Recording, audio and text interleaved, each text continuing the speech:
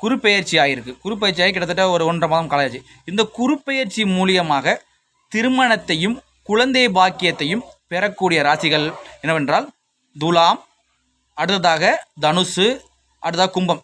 இந்த 3 ராசிக்காரர்களுக்கு குழந்தை பாக்கியமும் திருமணம் போன்ற அமைப்புகளும் அமைவதற்கு இது ஒரு அருமையான காலம். உங்கள் தசாபதி ஒத்து வந்துருச்சுன்னா கண்டிப்பாக இந்த காலகட்டம் உங்களுக்கு குழந்தை பாக்கியமும் திருமணமும் கண்டிப்பாக கிடைத்தே தீரும்.